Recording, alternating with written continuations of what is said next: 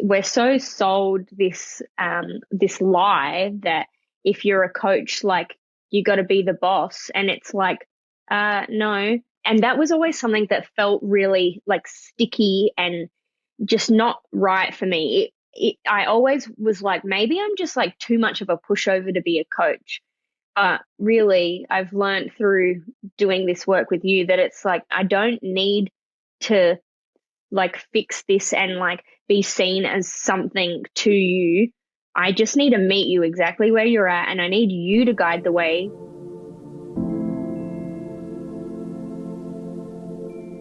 Welcome back to another episode of Awakened Love. I'm your host, Angel Drake, and today we are joined by Miss Sophie Hayes, client, participant in the Somatic Psycho-Spiritual Apprenticeship, and all-round amazing human being. Thanks so much for being here. What an honor and privilege, seriously. Thank you so much for having me on. Oh, yeah, it's been such a pleasure to work together over the last year, my love. Well, nearly a year, 10 months in now. But first, before we dive into all that, I'd love you to just do a little intro, tell people a little bit about who you are, where you're from, what lights you up. I love those questions. Thank you. So my name is Sophie, as Angel said. I live in Adelaide, South Australia. And what lights me up? What a great question. What lights me up? What really lights me up is watching people, but predominantly women, soften into their truth. So beautiful. Yes, yes. Softening into their truth. So what drew you to do this work, this somatic psycho-spiritual work? I'm so curious. So I've been working as a coach for almost 8 years. I got into coaching through the training and nutrition kind of realm and pathway, I suppose. Worked as a personal trainer in big chain gyms, worked with people in that way. And I felt like I was always coming up against these roadblocks, these kind of walls where something would kind of abruptly get in the way, and it was like I couldn't get in anymore, and we couldn't get any further. And so I knew that working with the outer, with the physical, that without more, that we would always come up with those blocks. We'd always come up against something. So that really drew me to learning new modalities, and that's where I started training mostly around the mind, because I was really convinced that it was a mindset thing. And, did a lot of work and a lot of development in my training around that, which was great. And I was still coming up against the same problems. And not only was I seeing that in my clients and my business, but I was feeling that within myself, that I knew all the right things to do. I had a lot of knowledge, and there was just deeper things that continuously got in my way. And I'm a long-time podcast listener of yours, Angel. And I didn't know that. Yeah. Cool. That's and long-time Instagram follower as well. And there was something about you that I could just feel something different, and it intrigued me and scared me sometimes. Say more about that. I want to double click on that. Yeah, I'm sure. Yeah, you're like, I could really sense that if I was to sit in front of you, that you would see right through all of my perfectly curated words, and that you would see what was really going on. I could just sense that depth from you. And it's funny, there was probably like 6 to 12 months where I considered working with you, and I knew that in working with you, that a lot of, like, I would actually work through a lot of what I was obviously holding myself back from addressing. And then I saw you kind of advertise for the apprenticeship, and I so funny. And you'll remember this, Angel. I booked in a call, but I booked in a call for January because I was like, maybe then I'll be ready. And you reached out and were like, we're going to be starting kind of when you organized the call.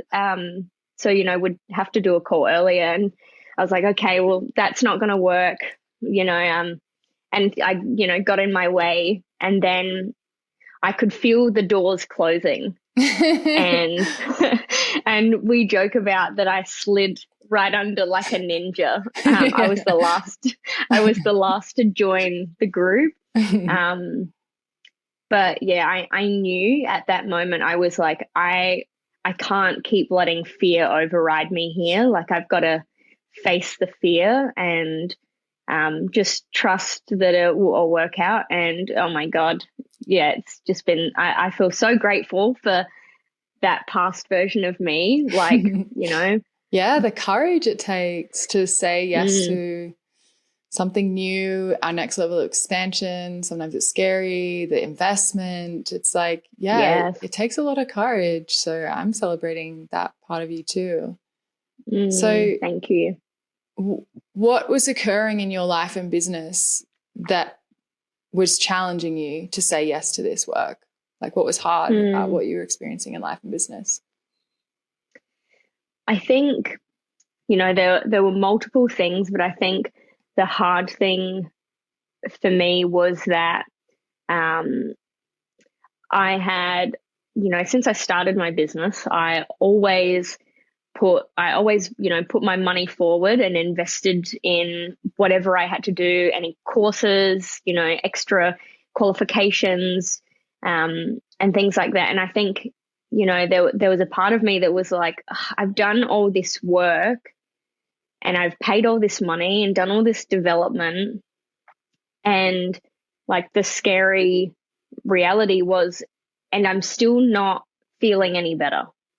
And I think it was actually scary to come to face that and have to acknowledge, as much as this has all really benefited me, it's still not it.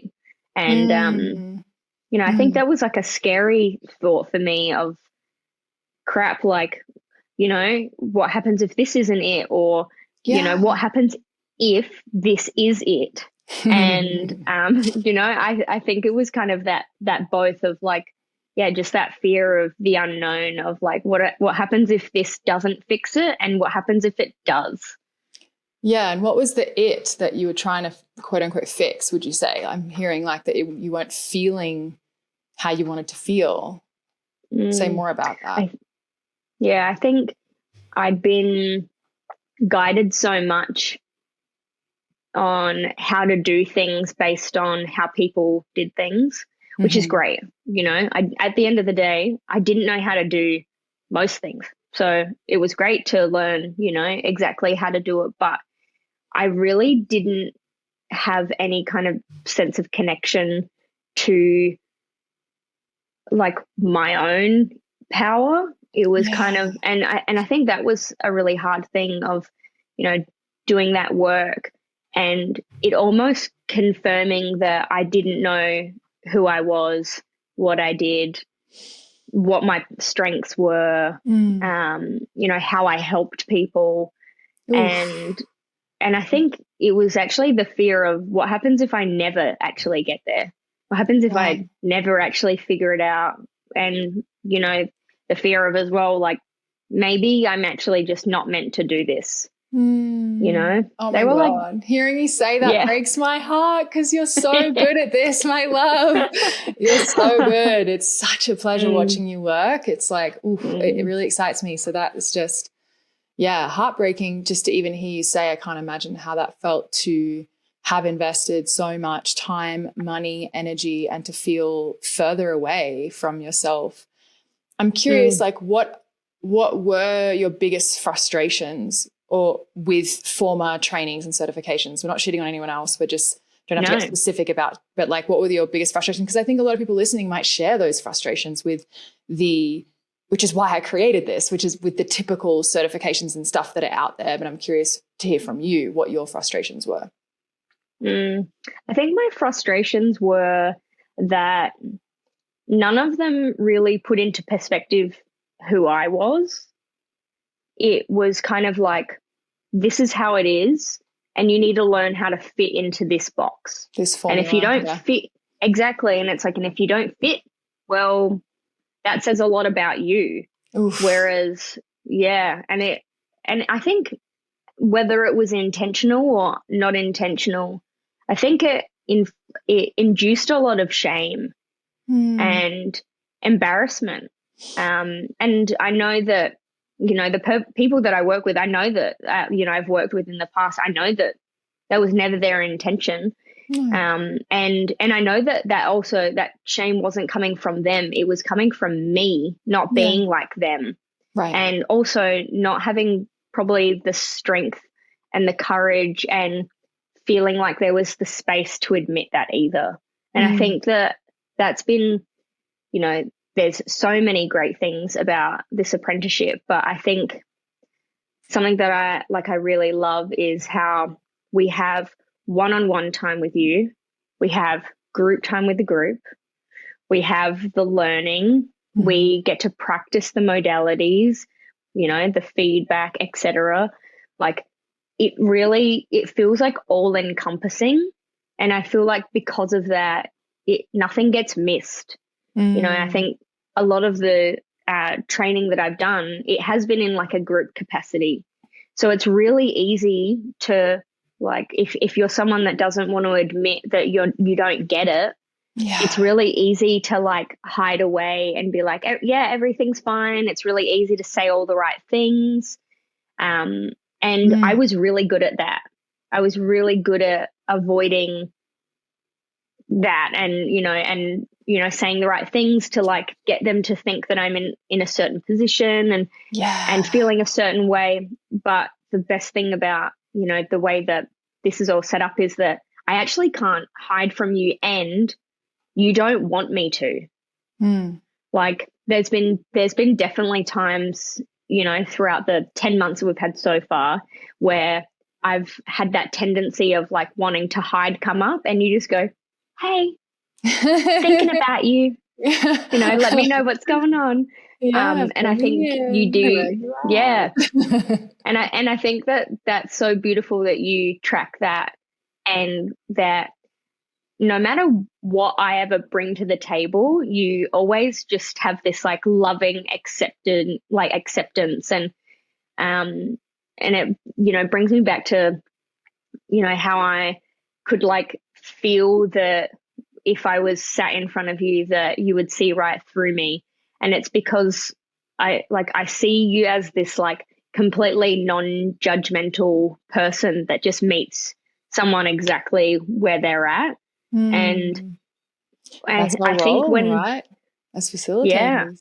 Yeah, go on. Yeah. You think? I also know that not all facilitators do that.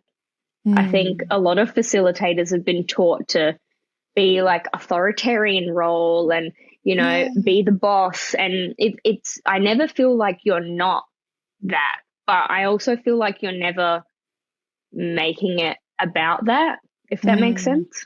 Yeah, well, I think this is something that I feel really challenged by that I've seen in the coaching industry that actually drove me to want to create this and to also just do it differently, right?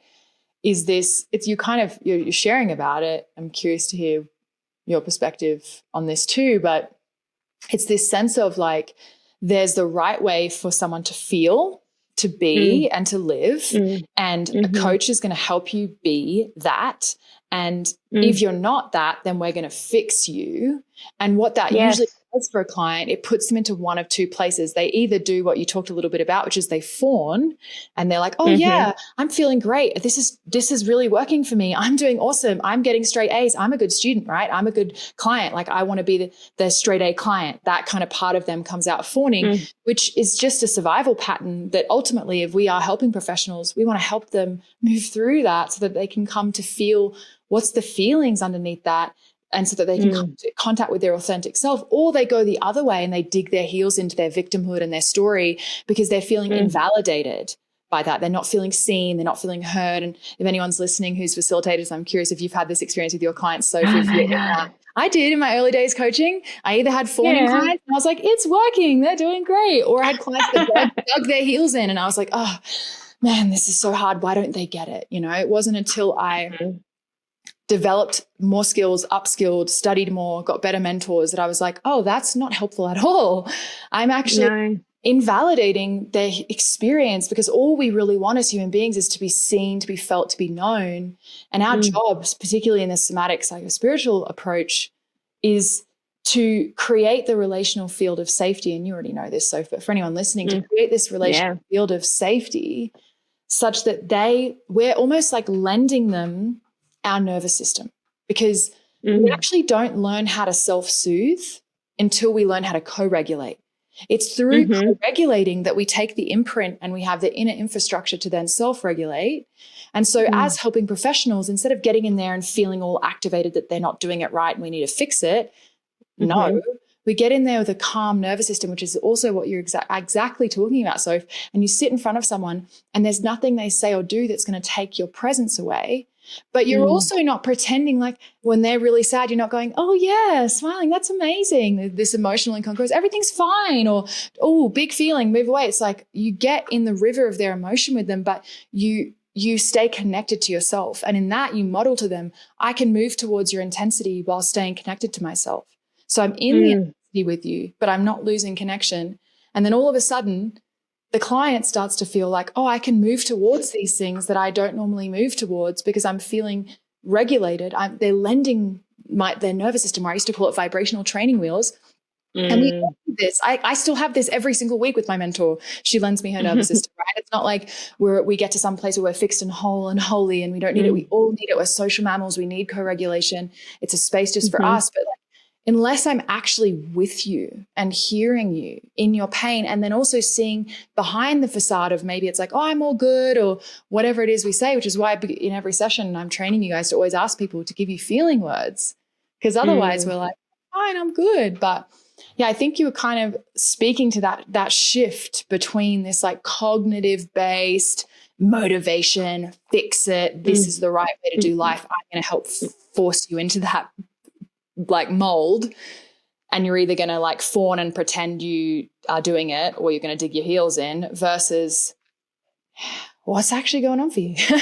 Where are you actually at? What are your patterns of disconnection, so that we can have you really connected to yourself and your authenticity, which is just, it's I don't see that level of attunement sadly in the coaching world. And I think I've never seen any other certification. I'm curious for you. Have you ever learned about unmanaged empathy and how to work with that? Yeah.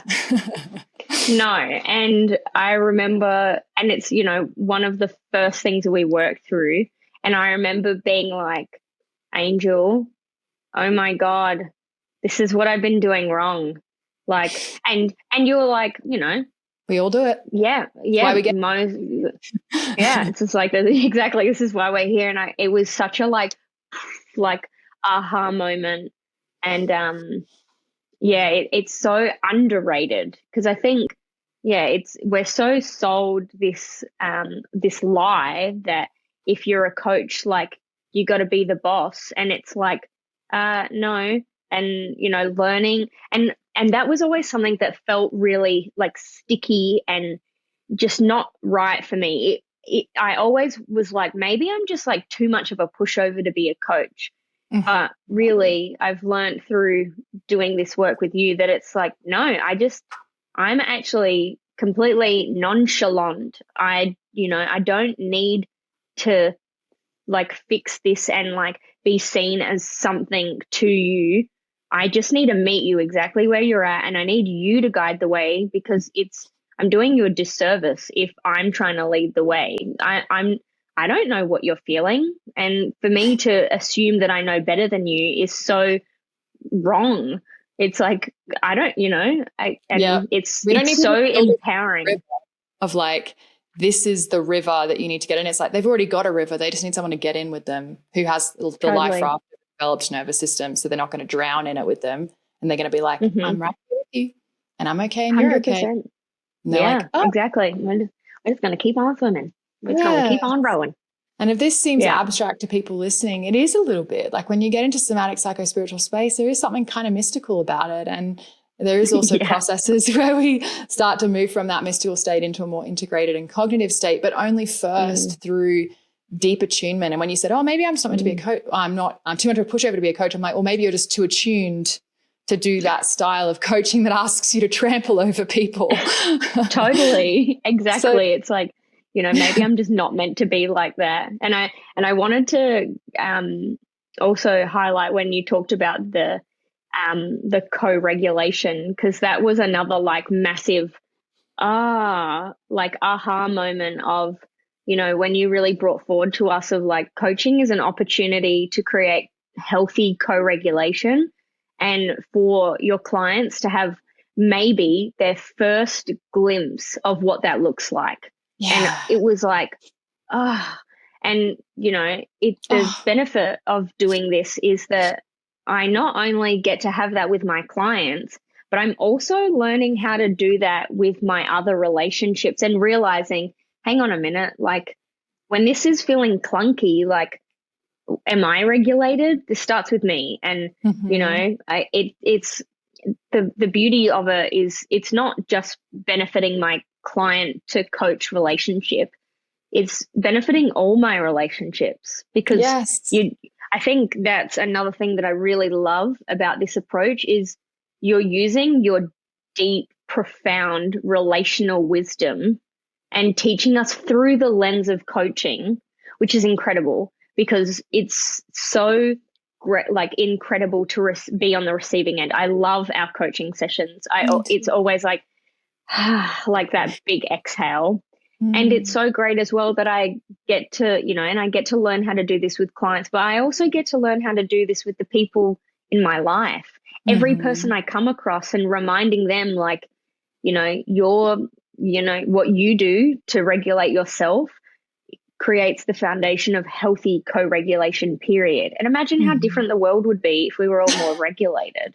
Oh my God. If we weren't walking around with so much unprocessed pain and then coaching wasn't an industry that was like, shove it down and be better. It's like, wait, what? Totally. How is that helpful? Yeah. Yeah. I don't like using the term too often, but dare I say it's definitely a polarized approach. It feels like a very feminine approach, this approach of I agree. Deep connection to self and inner wisdom and your insight. We're really client-led, like really, it's all about feeling and being with. It's an extremely relational style that's all about co-regulation and the relationship between client and coach and safety and trust and all of that. It's like, I can't, I'm obviously super biased, but I'm like, I don't, what else is there? What was I doing before? And I don't seek out support like that personally. Because it just doesn't work. But you mentioned that in you're experiencing shifts in your relationships. I'm curious, like throughout the last 10 months of doing this work, what changes have your friends and family noticed in you? Have they reflected that to you? Curious to hear. Yes. Yeah, definitely. Something that you said, like when we very first started, which was like so profound for me, and I've been carrying it with me, is like your intimate relationships are like the embodiment of your deepest spiritual practice. And really like showing up in my intimate relationship with my partnership with John has been so beneficial of just like letting myself soften. And, you know, when conflict happens, which, you know, from my experience is inevitable. I think that as long as we're human and that we're living our truth, we're going to disagree. But yeah, just like seeing the way that I'm able to show up differently and he's able to receive differently as well, is completely different. And, you know, my best friend Trang and I, you know, talk about this all the time. And, you know, we've forged the deepest female relationships that we've ever had. And so much of it is thanks to this work of, you know, me just being able to be who and what I am in truth. And just, you know, in times where things challenge me, learning how to maintain a 50-50 split, you know, whether that's with my partner, John, or like, you know, my friends or my family. And, yeah, I even had a conversation with my mum of, talking about like things around mental health and talking about parts and things like that. And she's like, whoa, you know a lot. Yeah. Yeah. Okay. And It's amazing. it's so great to be able to share it, because even, the conversation that I had with my mum, it was like, she's like, wow, everyone needs this work. And I was like, yeah, yeah, Yes. and that's just, someone on the outside looking in going, yeah, I see that. That makes sense. I'm like, yeah, Yes. And what have you noticed through doing this work with clients as you start to make the shift and introduce that, the way that you're able to work with them? What are the shifts that you've experienced working with clients using this versus the old tools? For my part, I feel it feels less clunky, like from a coach perspective of like, you're just kind of flowing with it. And it feels really nice to just let the client lead it, instead of you trying to be like, okay, you said this word, that word means this. Like, I'm noticing your eyes are going, that way. Okay, like that means this. I'm instead of having to like be so in my head and figure things out, I just feel like I'm actually present and with them, which feels so great. And, coming out of a session just like that, like, you can kind of compare where they were at the start and where they were at the end, and just like feeling the difference. And the beautiful thing is that then it's not that they become different, it's that they become more themselves. Oof. Yeah. Yes. And, Yes. That's like the difference. yes, in the it's two like styles. yeah, it's like I think that a lot of times clients come in thinking that they need to be different. But I think the beautiful part about this approach is it's not that they need to be different. It's that they need to stop being different to who they are. Yeah, who And they they really get to are. actually, and they get to Yes. actually start honoring that and trusting that, oh, like that's enough, because it's enough with you. So, and it Yes. feels actually better for me if I'm just Yes. who I am. If I let down my walls and I just tell you the truth, it feels better. And yeah, seeing the ripple effects it has in their personal lives, it's like, it's profound. It's like, Yes. but it also is like, yep, well, to me now, it's not. It's just like, it makes sense. I'm like, Yeah. yeah.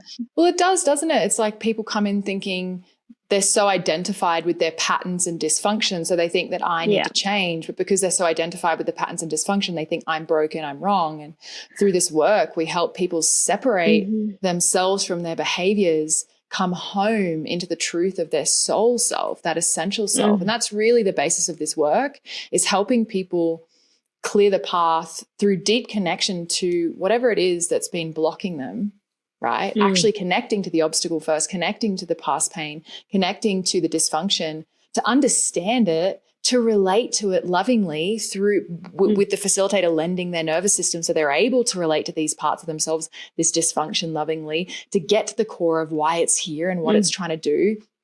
And through this like relational and intuitive approach, reintegrate that so that they're recognizing that's a part of them, that's a pattern, that's not who they are. They can come back to who they are in truth and then live from that place.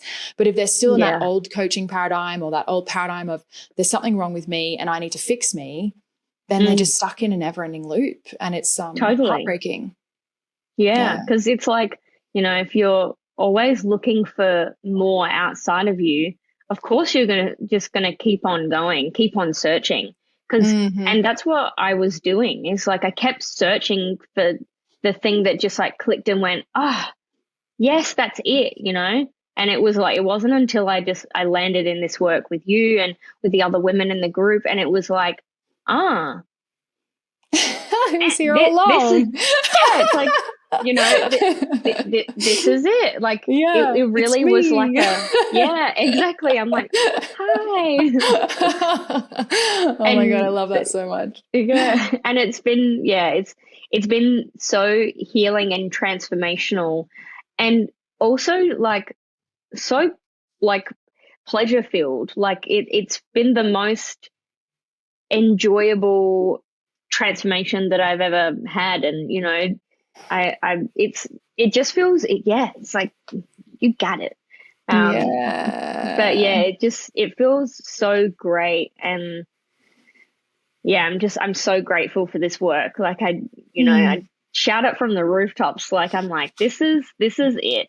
You know. What's different now, would you say, from when you started in your life, in your business? And what are you most excited about for the future? I feel so much more accepting of myself. And that is like way bigger than what it sounds like. But coming from that place of like acceptance and compassion, it's like I'm actually able to go and do what I really desire. I can see myself going after what I want and tracking when, you know, I'm coming up against like some form of resistance or whatever, and not judging it. It's like accepting, you know, tending to that part, being honest about it as well. Like, I don't have to hide it. That's what acceptance does though, right? Then you don't have to hide it. So now you can actually deal with it. Yeah, exactly. And it's so much easier to move through rather than like hiding it or convincing yourself or like mindset hacking your way around it and then feeling way worse because then you feel alone. It's like and I have so much invalidated. more. Yeah, exactly. So true. And there's just so much more room for support from this place. And you don't realize until you open yourself up to it how much support is actually around you at any given time. And you also shared you just recently got to offer some of this somatic psycho-spiritual approach at a retreat. I'd love to hear how that was for you and the reflections you got. Yeah, it was really amazing. I was at my best friend's retreat and was taking photos and videos for her, and held a somatic session, and it was right before we did like some personal branding shoots. So it was perfect, you know, and then my friend took them through like another visualization after all the let go. And it was just so incredible watching them then step into their photo shoot and just be their truest self. And, you know, they were a lot more decisive, you know, because they were acting from self rather than, oh, like, what do I think? Like, what would they think? You know, and just like the confidence, you know, they were all doing it in front of each other. And I think that was like underrated, like something that my friend and I didn't realize would be as transformational, like going from that into a photo shoot of like them actually feeling like and having the evidence of, you know, really stepping into their power in front of all the other women. And yeah, so much of that was definitely coming from that place of like being just like free and being able to just be themselves. It was amazing. And so underrated. Much curiosity. Being yourself. Totally. Most 100%. underrated thing in self-help. Totally agree. And the question is, it's like, be yourself. It's like, how? That is a hard question, right? Working through all the layers of the patterns and the dysfunction. And that's what this work is about, is working through all that comes up to get in the way. But I love this, that we've been talking about, this reframe around, there's nothing to fix. There's just there's something to be revealed and reconnected with and remembered. And that's what this, very intuitive, embodied, client-led approach is all about. How equipped do you feel to give a somatic psycho-spiritual session now? 100%. I've never felt so confident in my coaching abilities. And that's like and it's crazy to say that and know that that's 110% the truth. I trust myself. I also trust my ability to hold the space without giving up part of myself, like maintaining that split and like tending to myself while being with them in whatever they're facing. I have so much trust that wherever we get to is exactly where they need to go.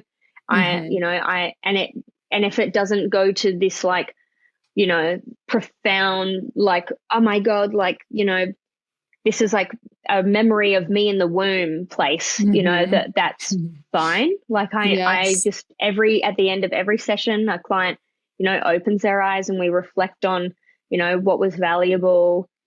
It's exactly what they need. And it doesn't need to be more than that. And, you know, that just feels so powerful. And I feel so grateful because I actually feel like for the first time, I'm actually giving my clients what they actually truly need, what they desire, because I'm actually listening to them and not making whatever their answer mean anything about me. I'm just going, okay, like, how can I serve you?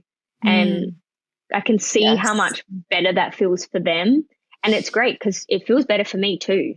It's like Yeah, not mutually pushing for the beneficial. transformation. When we're pushing for the big transformation in every session, it's not about the client. That's about us and us getting our fix, which we talked all about in the Unmanaged Empathy lecture. And it's like, it's so damaging to the process. And I'm so grateful to hear that there's that ease and pleasure and like, I'm actually listening to what they need. And that's the deepest healing because each of us, like we were talking about, most people have never actually had that experience or may not have it very often or have rarely had the true deep attunement and listening and being with and not moving away from and maintaining connection to that we can provide through this work, through these tools, through these systems. So, oh, my love, I'm so, so happy for you. I'm so, so excited for all that is to come and seeing you start to weave this into your work in the world. Who do you think that this somatic psycho-spiritual apprenticeship is for? Who do you think it's for? I feel like this psycho-spiritual approach is really for the women that probably are deep feelers and maybe shame themselves and tend to sway more into rationalizing, to reason making, to logic, to knowledge, because maybe deep down they're convinced that their empathy is actually not enough. But every time they seek more knowledge, they seek more rationalization, they seek more fixing, that they get this like sensation, this feeling in themselves, like this isn't it, but I don't know if I'll ever find it. I really feel like, women that are really led from the heart and that know that they are worthy of their wants and their desires and their needs, and therefore know that clients and other people in the world are also worthy of that. Yeah, just really believe in serving from the most loving, empathetic, compassionate place. Or if they aren't already doing that, want to, that they want to let their big, vulnerable, sometimes messy hearts actually be their biggest asset instead of feel like their biggest downfall. Oh my God, yes. I could not have said that better myself. That just lights me the fuck up hearing you say that. Yes, this is a path of less mind, more mystery, and of utilizing our sensitivity as our greatest superpower in a world that may have tried to stamp it out or teach us that it's, needs to be rationalized. Yes, it's for the deep feelers that know they're destined to be healers. Hell yeah. Oh, I love that. That gave me goosebumps. Oh my God. All right, last question. Because I could stay here all day. This is so fun. Totally. We're having a hoot. What would you say to anyone who's considering joining the Somatic Psycho-Spiritual Apprenticeship we're enrolling for now that starts in Jan?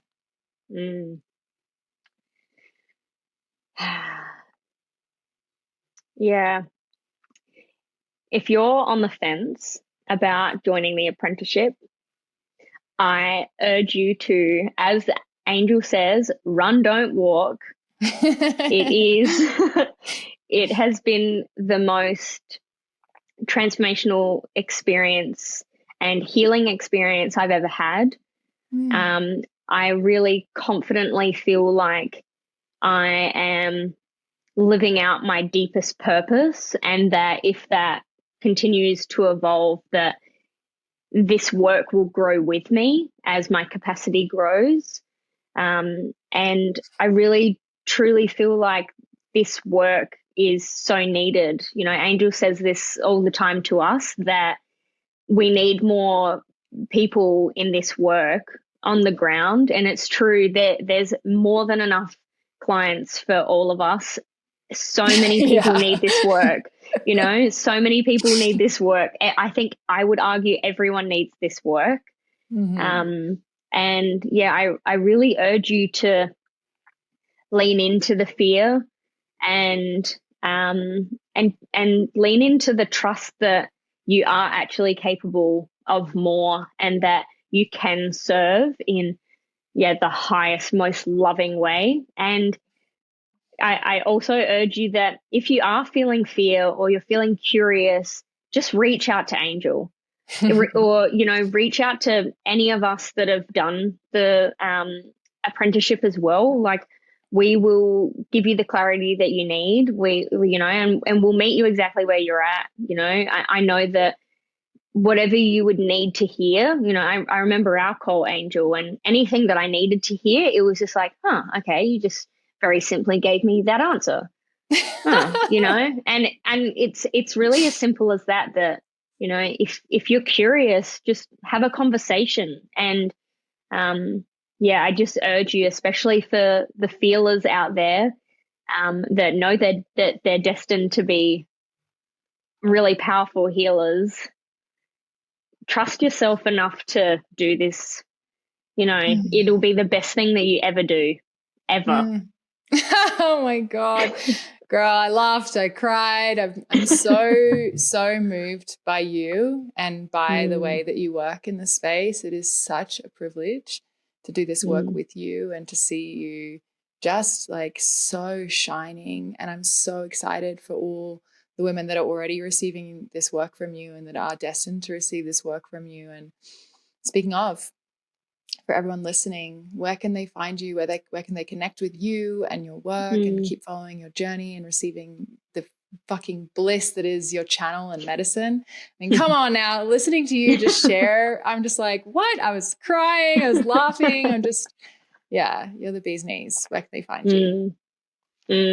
Thank you for loving me, because I love you so much. It's so easy. It's so easy, honey. You're so lovable.